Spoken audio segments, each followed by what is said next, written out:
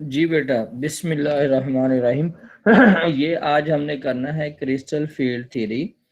अच्छा, जो आपको मैंने नोट्स दिए हैं उसके अलावा अगर आप इसको देखना चाहते हैं क्रिस्टल फील्ड थ्योरी को, तो आप लोग जो है वो सत्या प्रकाश का पेज 142, सनाउल्लाह चौधरी की बुक है उसका 502, और हक नवाज की बुक जो है उसका 437। ये पेज फर्दर देख सकते हैं अगर आप इसके अलावा कुछ डिटेल चाहते हैं। वैसे तो ये क्रिस्टल फील्ड थ्योरी आपकी बहुत लेंथी है, मैंने इसको जितना समराइज कर सकता था वो मैंने करके आप लोगों को दिया है। ये अब आपका सिलेबस है बेटा। माइक किसी का ऑन है? माइक ऑफ करें जिसका भी ऑन है। माइक जो है वो ऑफ करें जिसका ऑन है।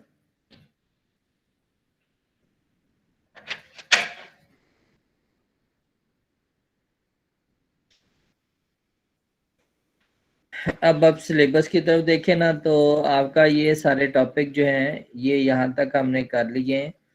और अब ये आपका क्रिस्टल फील्ड थ्योरी है, मॉलिक्यूलर ऑर्बिटल, और ये जो टॉपिक आप लोगों के ये चंद एक रह गए हैं ये आपके जो हैं इंशाल्लाह ताला मिड में कोशिश करेंगे कि मैक्सिमम इसको हम कवर करें।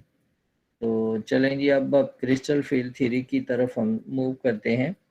अच्छा, क्रिस्टल फील्ड थ्योरी जो थी ये प्रपोज की है ब्रेथ और वेल्क ने।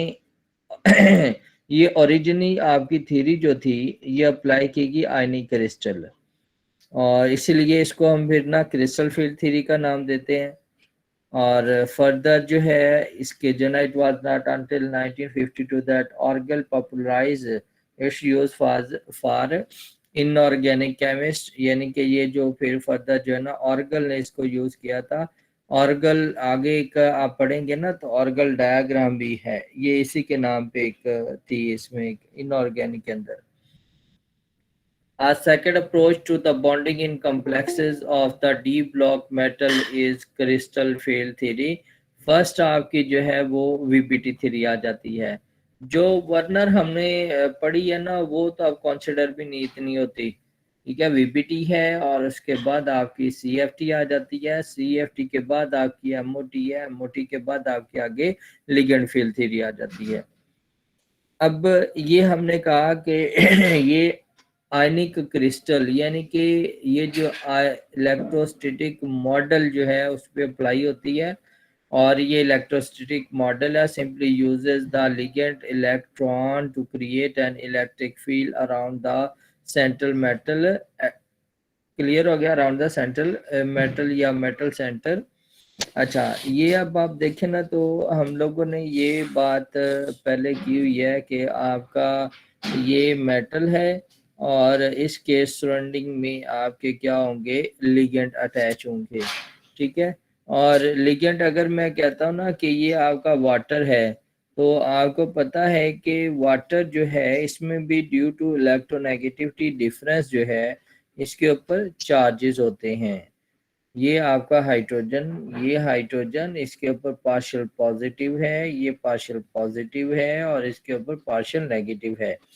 ये इसी चार्जेस की वजह से हम न्यूट्रल जो है उसको भी हम क्या कहते हैं कि ये पॉइंट चार्ज है या डाइपोल है, इसे हम कहते हैं। ठीक हो गया? पॉइंट चार्ज या डाइपोल हम वर्ड बोलेंगे इस थ्योरी के अंदर। क्लियर हो गया? तो जब ये सारे चार्जेस जो हैं ये इसके ये सॉरी ये तो आपका मेटल है ना, तो मेटल आपको पता है कि हमेशा जो है वो इलेक्ट्रो पॉजिटिव होता है, तो ये सारे चार्जेस इसके सराउंडिंग में इस तरह जो ना वो अकोमोडेट हो जाते हैं आपका जो मेटल है। और इसके ऊपर पॉजिटिव चार्ज होता है, तो ये इलेक्ट्रोस्टैटिक अट्रैक्शन जो है ना इसकी जो बात कर रहा है। Ligand are considered as point charges and there are no metal ligand covalent interaction। ये बात अभी मैंने आपको समझा दी कि ये point charges होते हैं और metal ligand covalent interaction आपकी है। As we have just seen, the classical valence bond approach was unable to explain many of the aspects of transition metal complexes। ये आपको याद हो कि जो हमने लिमिटेशन देखी थी वीबीटी की, तो उसके अंदर हमने कहा था कि इसने ट्रांजिशन मेटल को कंसिडर नहीं किया। ये वीबीटी आपकी जो है ना वो नॉन ट्रांजिशन मेटल को कंसिडर कर रही है। In particular, VBT did not satisfactorily explain the different number of unpaired electrons that we find among the transition metal ions. Clear कि जो D के अंदर जो आपकी ट्रांजिशंस हैं, D ऑर्बिटल के अंदर जो आप लोगों के ट्रांजिशन हैं और उससे जो मैग्नेटिक फील्ड पे इफेक्ट होता है, वो हम लोगों ने VBT के अंदर डिस्कस नहीं किया। हमने तो वीपीटी के अंदर जस्ट ये देखा कि वेलेंस वाले इलेक्ट्रॉन जो हैं वो जंप करते हैं और आपके पास जो है ना वो बॉन्डिंग बनती है according to covalent bonding. Clear हो गया? क्योंकि हाफ फील्ड की हम बात कर रहे थे, तो हाफ फील्ड हमने एक का लिया और हाफ फील्ड दूसरे का लिया और वो ओवरलैप हो गए। तो ओवरलैप होने के बाद हमारे पास जो है वो बॉन्ड बन गया। For example, the hexa aqua iron 2 ion has 4 unpaired electrons, whereas the hexa cyanoferrate ion has no unpaired electron. अब ये देखें आपके पास आयरन है, Fe2+ है, यहाँ पे कोई लिगेंड नहीं है, ये नॉर्मल आपका जो मेटल है वो है। अब जब इसको लिगेंड अप्रोच करते हैं, अगर वाटर इसको अप्रोच करता है तो आपके पास ये केस आ जाता है कि दो ये जो चार्ज है आपके पास अनपेड इलेक्ट्रॉन है, और अगर इसको साइनाइड अप्रोच करता है तो इसके अंदर आपके जो है कोई भी अनपेड इलेक्ट्रॉन नहीं है। क्लियर होगी बात कि अगर आपका हेक्सा एक्वा आयरन जो है इस फॉर्म में है तो यहाँ पे 4 अनपेड इलेक्ट्रॉन है, और अगर ये आपका सियानो के साथ है, हेक्सा सियानोफिरेट आयन है, तो इसमें आप कोई भी अनपेड इलेक्ट्रॉन नहीं है। ये चीजें आपकी जो है वीबीटी ने नहीं की। ठीक हो गया? वीबीटी ने ये चीजें आपकी एक्सप्लेन नहीं की, तो इन चीजों की जो फर्दर एक्सप्लेनेशन है वो आपको सीएफटी देती है। यहाँ पे आप जी सर यहाँ से समझ नहीं आई, ये आयरन में पहले भी 4 अनपेयर थे और यहाँ पे आगे इन्होंने अनपेयर को स्टेप्स ये में। तो नॉर्मल स्टेट दिखाई हुई है ना, नॉर्मल स्टेट है, यहाँ पे स्प्लिटिंग हुई हुई है ईजी के अंदर और T2G के अंदर स्प्लिटिंग हुई है। ये अभी अब मैंने आगे यही तो आज एक्सप्लेन करना है ना, ये आज मैंने यही एक्सप्लेन करना है कि ऐसा क्यों होता है और ऐसा यहाँ पे क्यों होता है कि यहाँ पे 4 आपके अनपेड इलेक्ट्रॉन रह गए, यहाँ पे कोई भी आपका इलेक्ट्रॉन अनपेड नहीं रहा। एक्चुअली ये जो आपका ये जो डिस्टेंस है दरमियान में, इसी पे डिपेंड करता है कि आपके इलेक्ट्रॉन कहाँ पे जाएंगे। एक्चुअली ये जो आपके होते हैं ना, ये तीन जो हैं, ये एक्स वाई, ये वाई जी है, ये जी एक्स है, ये डी की मैं बात कर रहा हूँ तो इसके साथ मैं डी का वर्ड नहीं बोलूंगा, और ये आपका एक्स स्क्वायर वाई स्क्वायर है और ये आपका जी स्क्वायर है। तो जब स्प्लिटिंग होगी ना, तो स्प्लिटिंग में आपका जो एक्स स्क्वायर वाई स्क्वायर और जी स्क्वायर होता है ना, ये बिल्कुल जो है वो मेटल के ऊपर आ जाता है। यानी कि आप ये कहें कि जो आपका एक्स स्क्वायर वाई स्क्वायर है और जी स्क्वायर है ना, लिगेंड आता है और बिल्कुल इसके ऊपर आके बैठ जाता है। ये केस वो वाला जो मैंने आपको बताया कि एक्सियल, या आप कहें कि पॉजिटिव के ऊपर जब पॉजिटिव रखते हैं तो उसमें रिपल्शन ज्यादा होती है। तो ये आपके पास यहाँ पे ये जो है ना, मैं यहाँ पे ड्रा कर देता हूँ आपको। सर वाटर ने इस पे क्या इफेक्ट किया?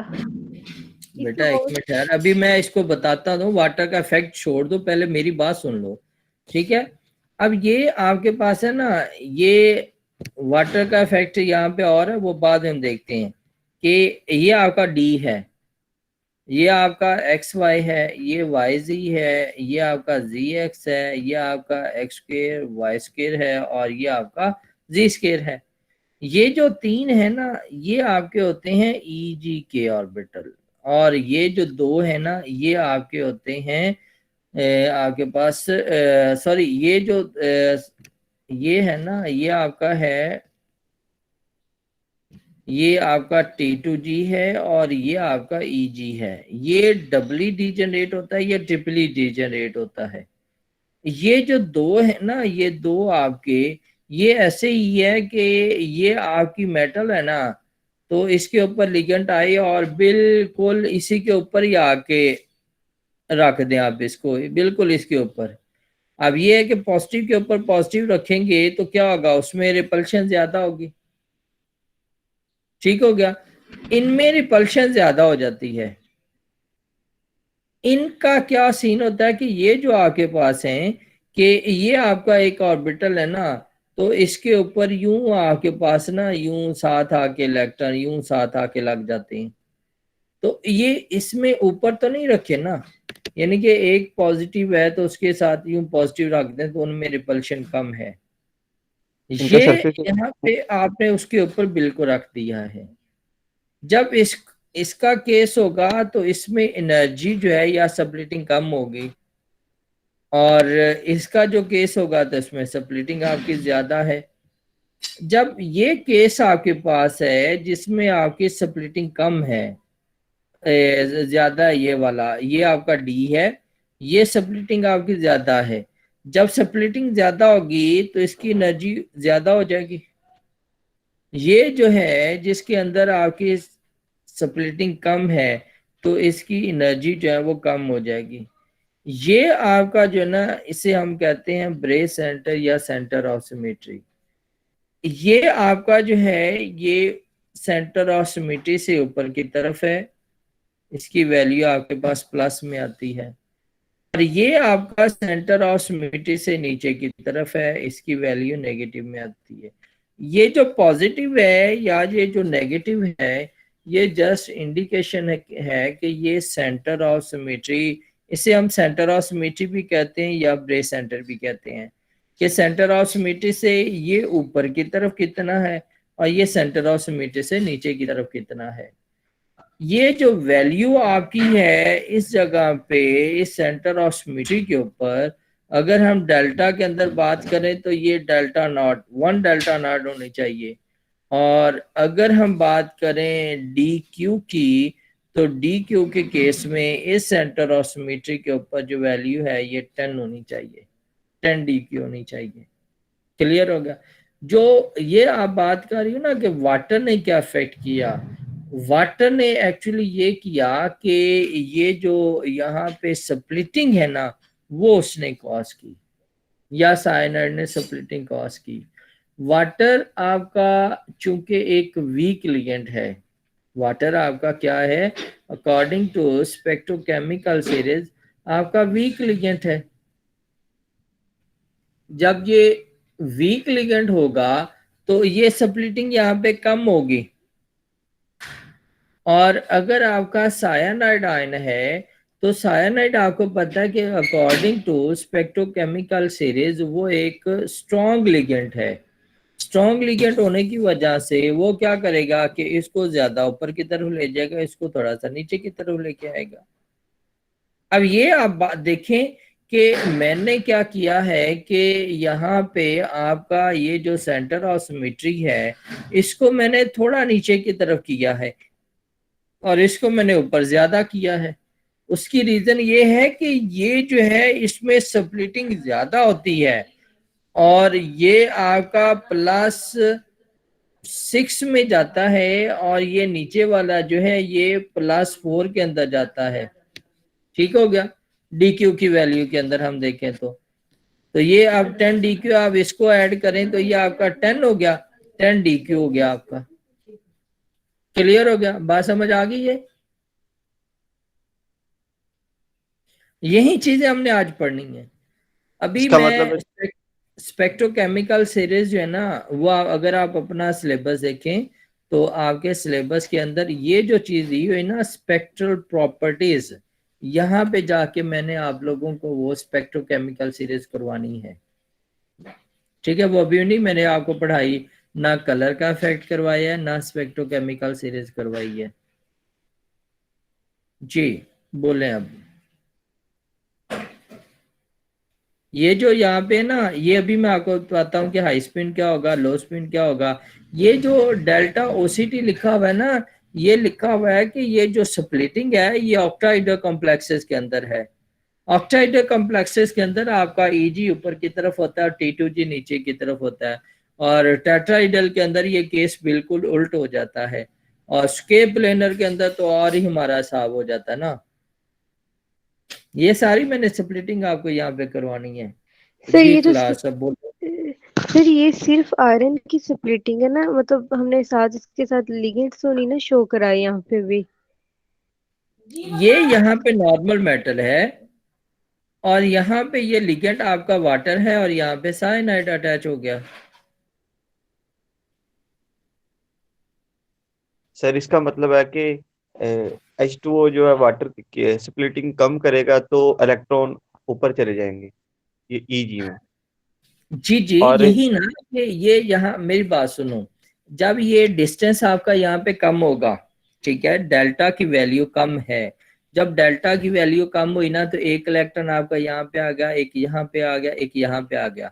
अब चूंकि इनके दरमियान में ये जो एनर्जी डिफरेंस है ना वो कम है, जब एनर्जी डिफरेंस कम है तो अगला इलेक्ट्रॉन यहाँ पे नहीं आएगा, वो चुप करके यहाँ पे चला जाएगा ईजी के अंदर, और इसी तरह फिर उससे अगला जो इलेक्ट्रॉन है वो भी ईजी के अंदर चला जाएगा। क्लियर हो गया। और फिर जब नेक्स्ट इलेक्ट्रॉन आपका आएगा तो वो क्या करेगा कि उसके पास और कोई सिंगल रहने की जगह नहीं है कि जहां पे वो अनहाइब्रिडाइज्ड फॉर्म में या इस तरह सिंगल आपका रहे, ठीक है, वो फिर अब यहाँ पे आ जाएगा आपका। अब यहाँ पे अगला इलेक्ट्रॉन आएगा तो फिर वो यहाँ पे यहाँ पे यहाँ पे और यहाँ पे इस तरह जाएगा। केस आपका देखें कि आपके पास यहाँ पे 6 इलेक्ट्रॉन है, तो 6 यहाँ पे पूरे हो गए, क्योंकि एनर्जी डिफरेंस कम है। यहाँ पे एनर्जी डिफरेंस आपका बहुत ज्यादा है, तो 3 इलेक्ट्रॉन पहले सिंगल आएंगे, क्योंकि ये ऑर्बिटल आपके डी जनरेट हैं, T2G वाले भी डी जनरेट हैं और Eg वाले भी डी जनरेट हैं। तो ठीक हो गया। तो ये भी डी जनरेट है, ये भी डी जनरेट है, लेकिन इनमें एनर्जी डिफरेंस ज्यादा है। एनर्जी डिफरेंस ज्यादा होने की वजह से क्या होगा कि ये 3 इलेक्ट्रॉन यहाँ पे आए। अब जो चौथा इलेक्ट्रॉन है बेटा वो यहाँ पे नहीं जा सकता, क्योंकि यहाँ पे जाने के लिए तो उसके लिए उसको एनर्जी हमें बहुत ज्यादा देनी पड़ेगी। ठीक हो गया। तो वो भी क्या करेगा, इलेक्ट्रॉन यहाँ पे आ जाएगा, फिर अगला यहाँ पे, और फिर उसके बाद नेक्स्ट जो है वो भी यहाँ पे, फिर 6 वाला भी यहीं पे आ जाएगा। क्लियर होगी बात, समझ आ गई? आ गई समझ सर, क्लियर है। यहाँ पे सिंपल सर आप क्लियर है। याद रखें कि जो आपका होगा वीक फील्ड लिगेंड होगा उसमें आपका ये केस आ जाना है, और जहाँ पे स्ट्रॉन्ग फील्ड लिगेंड होगा तो आपका ये केस आ जाएगा। स्ट्रॉन्ग फील्ड में पेयर अप हो जाएंगे और वीक फील्ड में पेयर अप नहीं होंगे और डिफरेंस कम होगा। स्ट्रॉन्ग के अंदर यहाँ से फील्ड ये 3 यहाँ पे आएंगे, चौथा, पांचवा, छठा, फिर 7वां, 8वां, 9वां और 10वां, इस तरह फील्ड होंगे। और जो वीक होगा उसमें आपके ये पहले पांचों में एक एक इलेक्ट्रॉन जाएगा, फिर छठा, 7वां, 8वां, 9वां, 10वां, इस तरह आपकी फील्ड होंगी। जी बिल्कुल ऐसे ही सर, क्लियर है सर, क्लियर। ये आपका वीपीटी के अकॉर्डिंग दिखाया हुआ है, ये हमने पहले भी किया हुआ है कि इसके अंदर आपकी फीलिंग किस तरह है, हाइब्रिडाइजेशन किस तरह की होगी। ये ऑक्टाइडल का केस यहाँ पे दिखाया। Despite its simplistic nature, crystal field theory has proved remarkably useful for explaining the properties of period 4 transition metal complexes। ये हैं आपके period 4 के जो है ना, clear? The theory assumes that the transition metal ion is free and gaseous, and that the ligand behave like point charges, and that there are no interaction between metal d orbital and ligand orbital. The theory also depends on the probability model of the d orbital, that there are two d orbital whose loops are oriented along the Cartesian axis। वो along the Cartesian axis, वो मैंने आपको पहले कहा कि जैसे आपका positive के ऊपर पॉजिटिव आ जाए, ठीक हो गया, या नेगेटिव के ऊपर नेगेटिव आ जाए, या मैंने आपको कहा कि एक्सियल वो होंगे। ठीक है, तो ये अब आपके यहाँ पे ये उनकी रिप्रेजेंटेशन शो की हुई है कि ये आपके जो है ना दो होंगे अलोंग द कार्टेशियन एक्सिस, और ये जो 3 है ये आपके होंगे बिटवीन द कार्टेशियन, ठीक है, या इसे हम इंटर एक्सियल या नॉन एक्सियल भी कहते हैं। ये जो 3 होते हैं डी एक्स वाई वाई जी और जी एक्स जो है। क्लियर हो गया। अब ये फर्दर इसमें आप देख लें कि oriented along the Cartesian axis the z square x square y square orbital lie on the same axis as negative charges. Therefore, there is a large unfavorable interaction between ligand orbital. These orbitals form the degenerate high energy pair of the energy level. Mean simple ये है कि ये आपके जो ना फिर EG के अंदर चले जाएंगे, और ये जो 3 आपके हैं ये T2G के अंदर चले जाएंगे। इनकी एनर्जी आपकी जो है वो लो हो जाएगी। ठीक हो गया। जो मैंने आपको कहा कि ये दूसरा चले जाएंगे उसमें -4 के अंदर चले जाएंगे। ये अब आपकी स्प्लिटिंग है। यहाँ पे नॉर्मल आपका मेटल है, और अभी मैं फर्दर इसको आगे स्फेरिकल बॉल की फॉर्म में भी आपको ड्रा करके दिखाता हूँ। तो ये आपके लिगेंड अप्रोच कर रहे हैं मेटल को। जब लिगेंड ने अप्रोच किया तो यहाँ पे जो स्ट्रेन था, इस स्टेज पे जो स्ट्रेन है उसको रिमूव करने के लिए फिर क्या होगा कि आपका जो डी है वो स्प्लिट होगा। डी स्प्लिट होगा तो ये एक्सियल ईजी और इंटर एक्सियल या नॉन एक्सियल T2G, और ये आपके जो हैं ये यहाँ पे हो जाएंगे जो ओरिएंटेड अलोंग द एक्सिस, और ये ओरिएंटेड बिटवीन द एक्सिस आपके पास आ जाएंगे। इनकी एनर्जी कम है यहाँ से, ठीक है, और इनकी एनर्जी आपकी जो है वो ज्यादा हो जाएगी। क्लियर हो गया। ये d orbital pointing directly at axis are affected most by electrostatic interaction, यानी कि इलेक्ट्रोस्टैटिक इंटरेक्शन यही होते हैं कि जो चार्जेस के दरमियान में आपकी अट्रैक्शन है।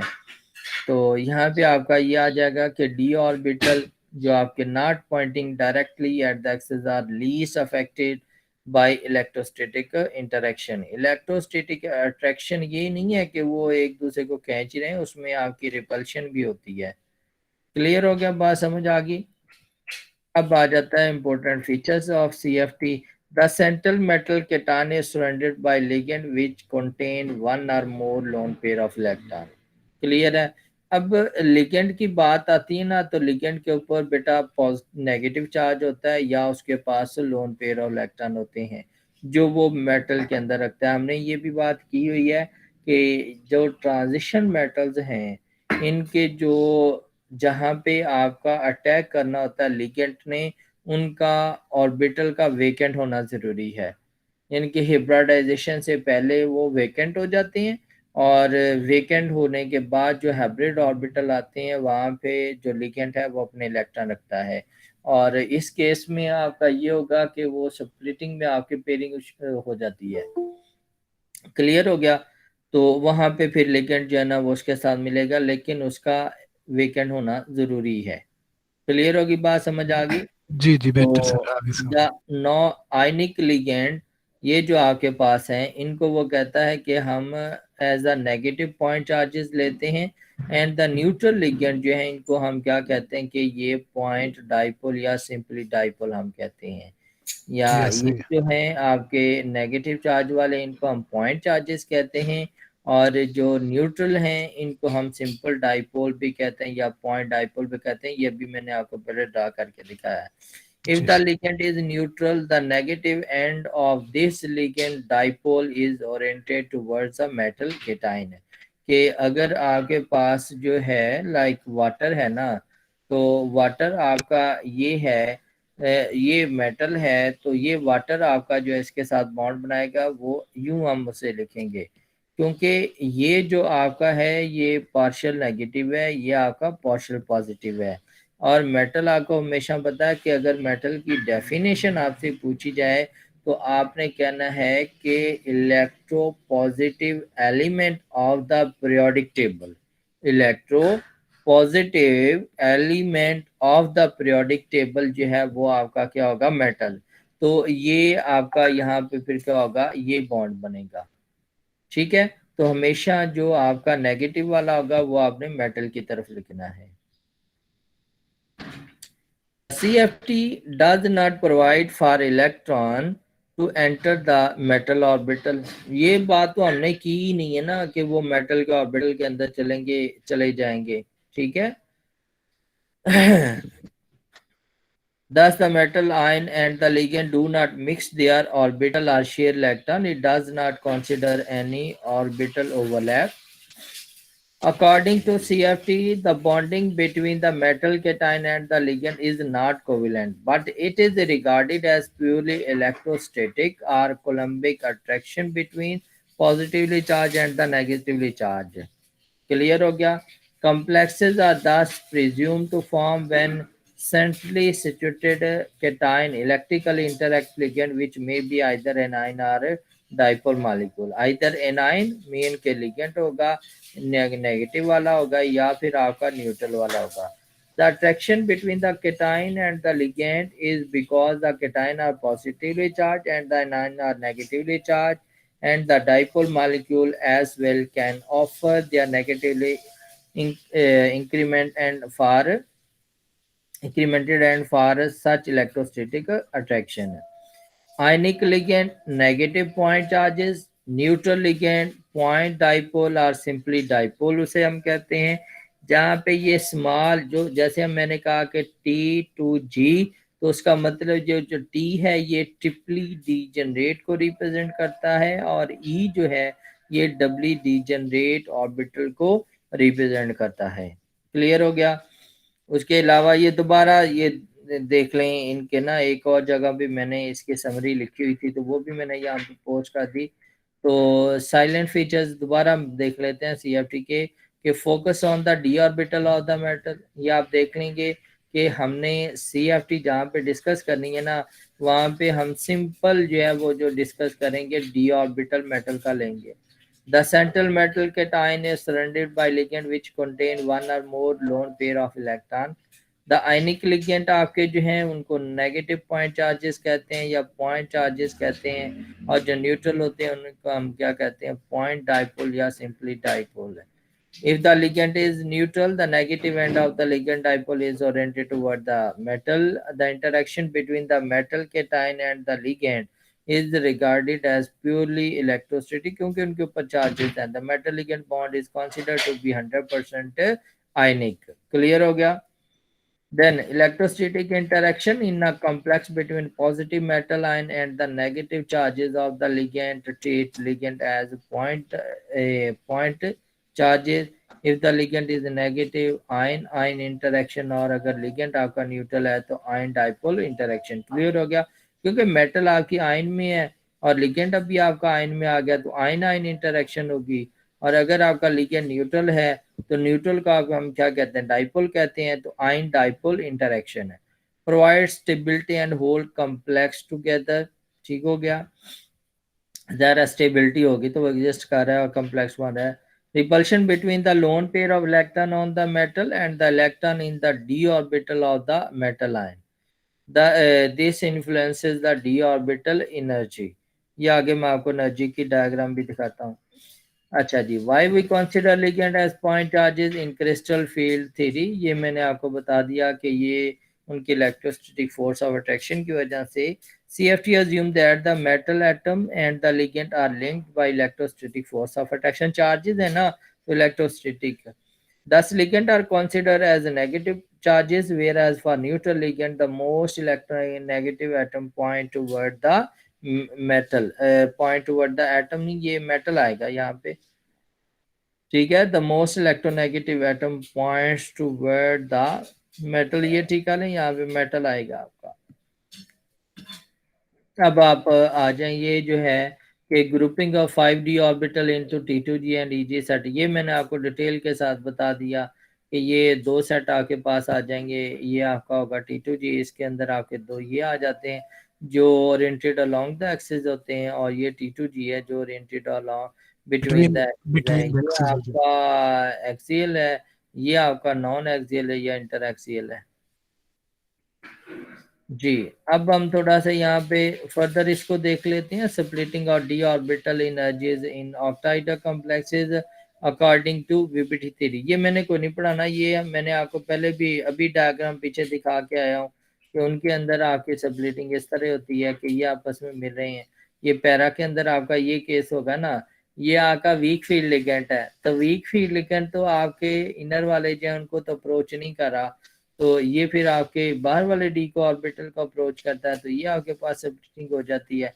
और ये इससे कंपैरेटिवली फ्लोराइड से ये आपका अमोनिया जो है, अमाइन जो है, ये ज्यादा आपका स्ट्रेंथ वाला है, वीक स्ट्रॉन्ग है, तो ये इनर वाले डी को अप्रोच करता है। तो ये मैंने आपको बताया कि ये हिब्रिडाइजेशन से पहले जो डी है उसका वेकेंट होना जरूरी है। और ये ऑक्टाहेड्रल ज्योमेट्री है, तो उसके अंदर डी के आपके 2 इन्वॉल्व होंगे, तो यहाँ पे ये जो 2 इलेक्ट्रॉन थे वो जंप करके यहाँ पे और यहाँ पे आके ये 2 वेकेंट हो गया, और ये 3 पी 1 एस और ये 2 डी आपस में मिले, और ये अब आपके पास जो होगा वो डायमैग्नेटिक कॉम्प्लेक्स आ जाएगा।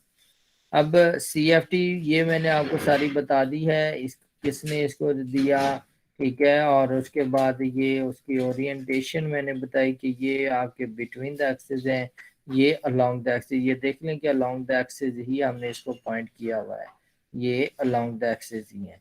ये बिटवीन द एक्सिस है ना, ये यहाँ पे देखें तो ये बिटवीन द एक्सिस है, और ये आपके कौन से हैं, अलोंग द एक्सिस हैं, ठीक है। और ये ऑक्टाहेड्रल के अंदर वो कह रहा है कि जब इस तरह अप्रोच करते हैं तो उनकी एनर्जी आपस में कैसे होगी, ठीक हो गया। ये अब आप देखें कि यहाँ पे आपका ये जो सप्लिटिंग दिखाई हुई है, ये सारी बातें मैंने आपको बता दी कि ये आपका क्या है कि यहाँ पे आपकी मेटल जो है वो फ्री स्टेट के अंदर है, ये आपके ऑर्बिटल है। अब उसके बाद जब लिगेंड अप्रोच करते हैं ना, तो वो एक स्फेरिकल फॉर्म के अंदर आ जाती है, वो यहाँ पे आ जाएगी, फिर उसके बाद उसमें सप्लिटिंग होती है। इस सप्लिटिंग को ये जरा यहाँ पे बड़ा करके दिखाया हुआ है कि ये जो आपकी है ये सेंटर ऑफ सिमेट्री है, और ये आपका सप्लिट किया गया है, ये 6 DQ है, ये 4 DQ नीचे है। अब 6 को अगर ये 3/5 जो है ना, इसको आप डिवाइड करें ना, तो आपके पास ये 0.6 आ जाएगा प्लस में। अच्छा, जब आपने ये DQ के अंदर लिखना है ना, तो उसके साथ आप प्लस माइनस नहीं लिखेंगे। उसकी रीजन ये है कि हमने कहा कि सेंटर ऑफ सिमेट्री के ऊपर जो DQ की वैल्यू है ना वो 10 है, तो इसको आप प्लस करेंगे ना, तो ये यहाँ पे 10 आ जाएगा। और अगर आप इसको डेल्टा की वैल्यू में लिखेंगे तो फिर आपका ये -0.4 होगा, और ये +0.6 होगा। और नेगेटिव जो है आपका 0.4 जो है उसको आप कैसे कहते हैं, 2 को 5 पे डिवाइड करें तो ये आपका ये आ जाएगा 0.4, और नेगेटिव का मतलब कि ये सेंटर ऑफ सिमेट्री से नीचे की तरफ है। और अगर 3/5 जो है इसको आप करेंगे तो ये आपके पास 0.6 आ जाएगा, और ये प्लस में आपकी वैल्यू आएगी क्योंकि ये आपका जो सेंटर ऑफ सिमेट्री से ऊपर है। अच्छा, ये मैंने पहले भी आपको बता दिया है कि ये प्लस या नेगेटिव जो है वो जस्ट हम इंडिकेट करते हैं कि ये सेंटर ऑफ सिमेट्री से इतने यूनिट ऊपर है, और ये इतने यूनिट सेंटर ऑफ सिमेट्री से नीचे की तरफ है। क्लियर होगी बात? ये है स्फेरिकल वॉल। यहाँ पे जब इस स्टेज पे यहाँ वाला ये वाली जो स्टेज जहाँ पे लिगेंड ने अप्रोच कर लिया मेटल को, लिगेंड ने अप्रोच कर लिया है मेटल को, तो ये हर तरफ से आपके सारी तरफ से जो वो सेम होते हैं, ये देख लें सेम आके जो है ना वो लेंथ हो जाती है। जब सेम लेंथ होगी ना तो इसमें स्प्लिटिंग होगी, आपकी सेम लेंथ है तो ये स्प्लिटिंग होगी आपकी कि इस मालिक्यूल को स्टेबलाइज करने के लिए।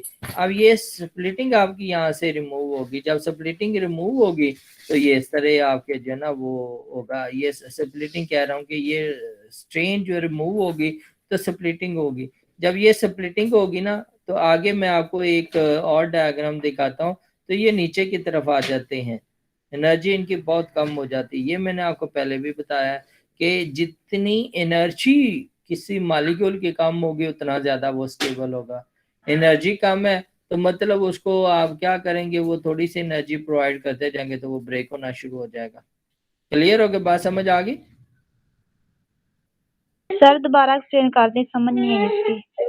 बेटा ये मैंने आपको बताया कि ये आपकी फ्री गैसियस मेटल है, और ये आपकी मेटल जो है ना यहाँ पे स्फेरिकल फॉर्म में है, क्योंकि यहाँ पे लिगेंड ने उसको अप्रोच कर लिया है। लिगेंड ने जब उसको अप्रोच किया है ना, तो उसके बाद ये वाला केस आपके पास आ जाता है जब लिगेंड ने अप्रोच कर लिया है। 6 के 6 लिगेंड जो है ना ऑक्टाहेड्रल का केस मैं एक्सप्लेन कर रहा हूँ, यहाँ पे एक जैसे डिस्टेंस के ऊपर आ जाएंगे। जब एक जैसे डिस्टेंस के ऊपर आपके सारे लिगेंड आ जाएंगे ना, तो उनके दरमियान फिर रिपल्शन ज्यादा है, क्योंकि आपका जो जी का कंपोनेंट है वो उसकी एनर्जी कुछ और होती है, ठीक है। तो वो उसने आपका जी एक्सिस के गिर जाना है और ये आपके एक्स एक्सिस की तरफ जाएंगे, ठीक हो गया। तो इसको, इस स्ट्रेन को, यहाँ पे स्ट्रेन हम कह दें कि इस स्ट्रेन को या टॉर्शन को रिमूव करने के लिए फिर क्या होगा कि इसके अंदर डी के अंदर स्प्लिटिंग होगी। जब डी के अंदर स्प्लिटिंग होगी तो 2 आपके ईजी के अंदर चले जाएंगे और 3 आपके जो है वो T2G के अंदर चले जाएंगे। जी समझ आ गई? जी सर आ गया समझ। ये आपका दिखाया वैक्सेस ऑक्टाहेड्रल के अंदर के ये आपके एक्स एक्सिस, ये वाई एक्सिस और ये जी एक्सिस है। ये बात वही सारी आगे जो मैंने आपको सारी एक्सप्लेन कर दी है। ये दोबारा सेम वही डायग्राम दोबारा मैंने यहाँ पे पोस्ट की है, ठीक है। ये वही ये वाली डायग्राम दोबारा मैंने वहां पे पोस्ट की है, ठीक हो गया। अब ये भी मैंने आपको बता दिया कि डबली डीजेनरेट, ट्रिपली डीजेनरेट सारा, और ये मैंने आपको वैल्यूज भी बता दी कि ये यहाँ पे आपकी जो है वो जो ये प्लस की है, ये नेगेटिव की, यहाँ पे यही चीज आपकी बताई हुई है कि ये इतना ऊपर की तरफ है और ये इतना आपका नीचे की तरफ है। तो ये hypothetical step for the complex formation वो ये वाले हैं कि ये मैंने अभी आपको एक्सप्लेन किया कि ये यहाँ पे आपके फ्री मेटल है, ठीक हो गया। अब आपको लिगेंड ने अप्रोच किया यहाँ पे, तो electrostatic repulsion of ligand electron and the metal D electron. अब ये जो इलेक्ट्रोस्टैटिक रिपल्शन है ना, इस फॉर्म में वो स्फेरिकल फॉर्म जो मैंने अभी आपको वो एक बॉल था वो दिखाया और मैंने कहा कि ये सारे चार्ज लिगेंड जो ना चारों तरफ आपके इक्वल डिस्टेंस पे आ गए। जब इक्वल डिस्टेंस पे आपके आएंगे तो ये रिमूव करेंगे इस स्ट्रेन को, रिमूव करने के लिए फिर ये जो है ना वो स्प्लिट हो जाएंगे।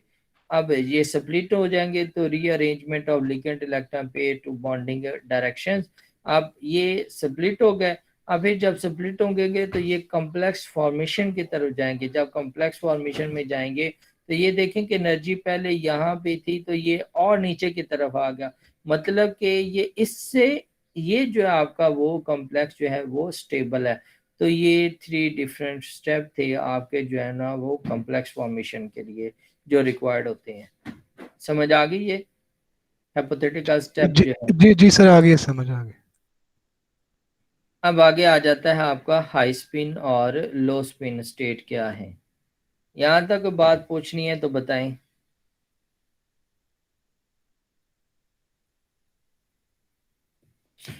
The paramagnetism is a characteristic of some deep block metal complexes. Mean के ये मैग्नेटिक फील्ड की तरफ अट्रैक्ट होते हैं। Let's simply state that magnetic data allow us to determine the number of unpaired electron.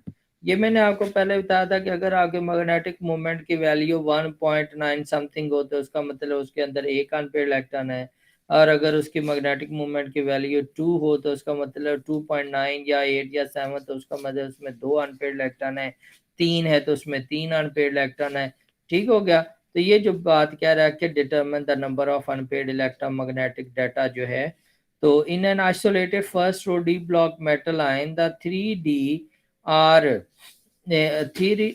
orbital are degenerate of the same energy and the electron occupy them according to Hund's rule. ये अब आप देखें कि ये आपके सारे के सारे ना डीजनरेट हैं, तो इलेक्ट्रॉन आएंगे तो एक एक सब के अंदर आ जाएगा, फिर उसके बाद अगला यहाँ पे आएगा, ठीक हो गया। ये हंड्स रूल है। Following diagram shows the arrangement of 6 electrons.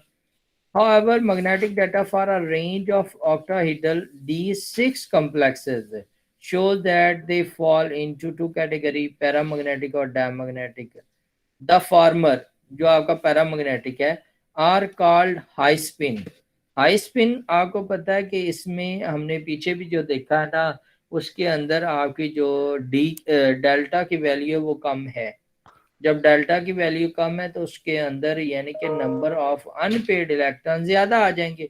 जब ज्यादा आ जाएंगे तो वो पैरामैग्नेटिक होगा, यानी कि जो वीक फील्ड से, जो वीक लिगेंड से जो आपके पास आ रहा है ना, वो paramagnetic. And correspond to those in which despite the sir orbital being split there are still 4 unpaired electron। ये अभी जो मैंने आपको आयरन की एग्जांपल दी हुई है। सर हम कहेंगे कि अगर नंबर ऑफ इलेक्ट्रॉन पेयर ज्यादा है तो फिर हाई स्पिन है, अगर नंबर ऑफ इलेक्ट्रॉन पेयर कम है तो फिर ये इन जनरल आप कह सकते हैं, लेकिन उसके साथ आप जब देखेंगे तो आपने लिगेंड के स्ट्रेंथ भी देखनी है कि लिगेंड की स्ट्रेंथ कितनी है।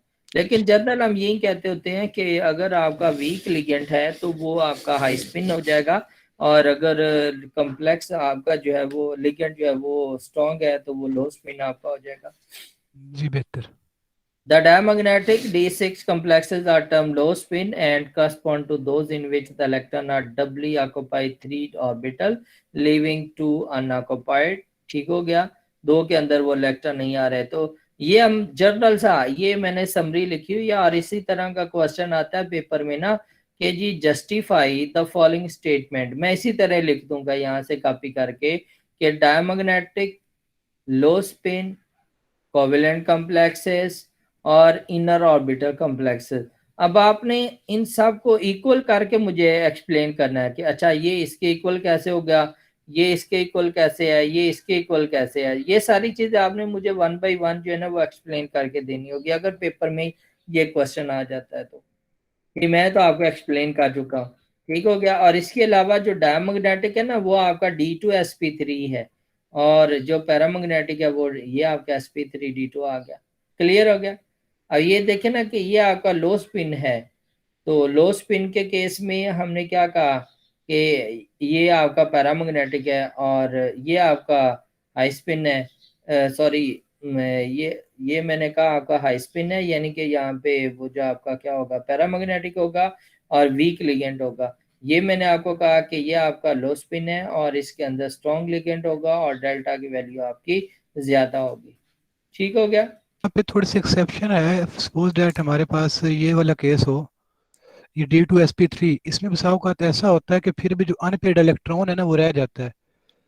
वो जाहिर है जब वहां पे हमने नंबर ऑफ, ये देखे ना यहाँ पे जैसे ये एक है तो ये एक रह गया। जी जी रह गया। ठीक है, वो ये बात मैंने जो आपको पहले की है ना ये जनरल की है, और इसके साथ मैंने आपको ये भी कहा कि ये नंबर ऑफ इलेक्ट्रॉन और लिगेंड की स्ट्रेंथ भी आपने देखनी है कि वो क्या है। ठीक है, ठीक, यानी कि कोई हार्ड एंड फास्ट रूल नहीं है, लेकिन नहीं हमें वो नहीं देखना। नहीं नहीं नहीं नहीं, ठीक ठीक, ओके। ये अब आपका जो है ना ये आपका D4, D5, D6 और D7 सिस्टम दिखाया। ये लो स्पिन के केस में कि उनके अंदर इलेक्ट्रॉन EG के अंदर कितने जाएंगे और T2G के अंदर कितने जाएंगे, ये आपके हाई स्पिन है। अब देखिए D4 का सिस्टम है ना आपका, तो D4 सिस्टम के अंदर यहाँ पे 4 इलेक्ट्रॉन नीचे हैं और यहाँ पे एक ऊपर चला गया, तो यहाँ पे 2 अनपेड इलेक्ट्रॉन, यहाँ पे 4 अनपेड इलेक्ट्रॉन है। इसकी बोहर मैग्नेटन जो है इसका ज्यादा होगा, इसका कम होगा। बोहर मैग्नेटन होता है आपका मैग्नेटिक मूवमेंट का जो यूनिट है। जी ठीक जी है, यहाँ पे आपका 4 होगा, 4.9 समथिंग होगा, और यहाँ पे आपका बोहर मैग्नेटन 2 पॉइंट समथिंग होगा। तो ये अब आप देख लें कि जैसे जैसे आप जा रहे हैं तो उसका फर्क कैसे, कि ये सारे डीजनरेट है ना, तो 4 आ गया तो यहाँ पे सबके अंदर ये एक एक आया हुआ था तो एक और आ गया।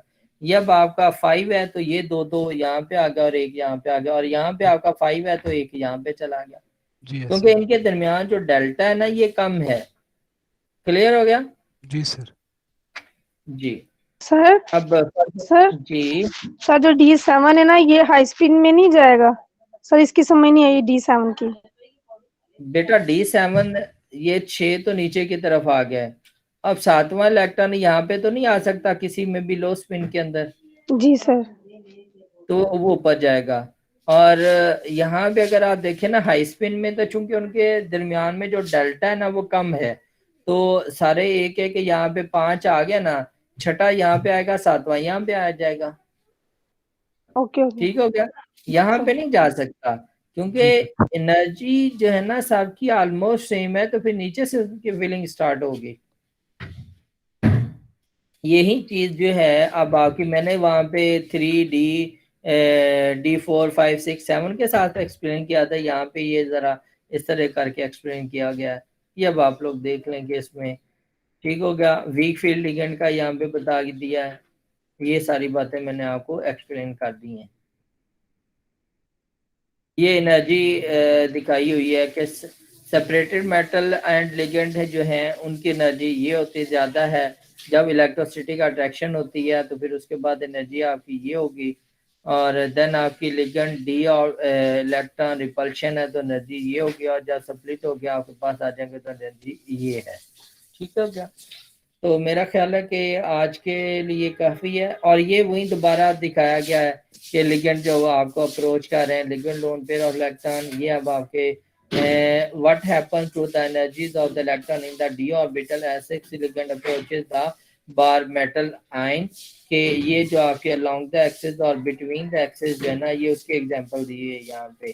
तो ये मैंने आपको पहले बता दिया है कि ये लॉन्ग द एक्सिस वाले जो होते हैं उनकी एनर्जी आपकी ज़्यादा हो जाती है, बिटवीन द एक्सिस वाले जो हैं उनकी एनर्जी कम हो जाती है। तो ये अब्जॉर्प्शन स्पेक्ट्रम है आपका। चलें ये मैं आपको फिर नेक्स्ट टाइम एक्सप्लेन करूँगा। और इनकी एनर्जी आज के लिए आपका यहाँ तक है ये वाला, ठीक हो गया। नेक्स्ट से मैं आप लोगों को ये अब्जॉर्प्शन स्पेक्ट्रम ऑफ टाइटेनियम वाला जो है ये करवाऊंगा। क्लियर? सर मिड में ये हमारा सारा सिलेबस होगा, ये जितना बेटा मैंने आपको सिंपल बताया कि 13 तक हम जितना पढ़ेंगे वो आपका मिड का सिलेबस है। ठीक है, कोई क्वेश्चन और है तो आप लोग पूछ सकते हैं। सर आपने अभी कहा है कि ना, जी सर आपने अभी कहा है कि ये जो नीचे वाले होते हैं ना, यहाँ से हम फिलिंग करते हैं D7 में, तो अगर यहाँ से करते हैं तो फिर इसमें अनपेयर्ड क्यों रह जाते हैं और ऊपर वो चले जाते हैं? ये जो नीचे वाला केस है ना, आप इसमें बता रहे थे ना कि हम फिलिंग जो है ना सेम एनर्जी होती है। हाई स्पिन या लो स्पिन की बात कर हाई रही स्पिन सर हाई स्पिन की बात कर रही हूँ बेटा। हाई स्पिन के अंदर ये डेल्टा की वैल्यू जो है वो बहुत कम होती है। जब डेल्टा की वैल्यू कम होती है तो ये सारे ऑर्बिटल जितने हैं उनकी एनर्जी सेम है। ठीक है, यहाँ से आप फिलिंग स्टार्ट करो। 4 के केस में हर एक के अंदर एक एक इलेक्ट्रॉन चला गया। 5 के केस में अब यहाँ पे इलेक्ट्रॉन आ गया, ठीक हो गया। 6 के केस में आप देखो कि मैंने यहाँ पे इलेक्ट्रॉन रखा है एक, ठीक है। और 7th के केस में आपका इलेक्ट्रॉन यहाँ पे आएगा, 8 के केस में यहाँ पे जाएगा, 9 में यहाँ पे जाएगा और 10 में आपका इलेक्ट्रॉन यहाँ पे जाएगा, क्योंकि इनके दरमियान एनर्जी की जो डेल्टा जो है वो बहुत कम है। यहाँ पे डेल्टा की वैल्यू ज्यादा है, ठीक है। और ये देखें कि ऊपर कोई भी इलेक्ट्रॉन नहीं गया। ऊपर इलेक्ट्रॉन हर लो स्पिन के केस में उसी वक्त जाएगा जब नीचे वाले सारे फिल हो जाएंगे। देख लें यहाँ पे ये सारे फिल हो गया तो अगला इलेक्ट्रॉन यहाँ पे गया है। यस सर, इसका मतलब है हाई स्पिन में जो है डेल्टा की वैल्यू चेंज होती है, इसी वजह से डेल्टा की वैल्यू कम होती है हाई स्पिन के केस में। मैंने अभी पीछे यही आपको सारा बताया। समीना ध्यान से सुना करो, समीना भी बात कर रही है ना। जी सर, सर ध्यान से सुन रही थी सर। ये यहाँ से मुझे थोड़ी सी कंफ्यूजन होने लगी तो इसी वजह से ला के तू बैक गेयर भी ला देता तो फिर भी तेनों ये लो स्पिन हाई स्पिन नहीं पता चलिया। अल्लाह ही खैर सर मुझे पता चल गया है, इसके कॉन्सेप्ट मेरे क्लियर हैं। ਹੁਣ ਤੇ ਅਸੀਂ ਨਾ ਬਾਅਦ ਜਮਾਤ ਜਿਹੜਾ ਨਾ ਸਾਰਿਆਂ ਤੇਰੇ ਵਾਸਤੇ ਦੁਆ ਕਰਨੀ ਕਿ तेरी एमएससी हो जावे, किते फिर ना एडमिशन कराना पै जावे। सर हाई जंप करने के लिए ना पीछे से स्टार्ट करना पड़ता है। हाँ बा हाई स्पिन तू हुन किन्नी क बार करना है, एक री तो कर लिया। चले बेटा और कोई क्वेश्चन? कोई क्वेश्चन नहीं है? आपने सिलेबस बताया ना, अब मिड के पेपर हो जाएंगे ना, फिर ये मिड वाला सिलेबस फाइनल में होगा या नहीं होगा? बिल्कुल होगा इंशाअल्लाह ताला, अल्लाह पाक तंदुरुस्ती से अता फरमाए। फाइनल के अंदर A to Z जितना हम करेंगे वो सारा होगा। और सर मिड में MCQs आएंगे ऑनलाइन में या थ्योरी भी होगी? जी, सिलेबस के बारे में लेक्चर के बारे में कोई बात पूछनी है आप लोगों ने? सर हमारी अटेंडेंस कहाँ पे होगी? नहीं तो मैं रिकॉर्डिंग बंद कर देता हूँ।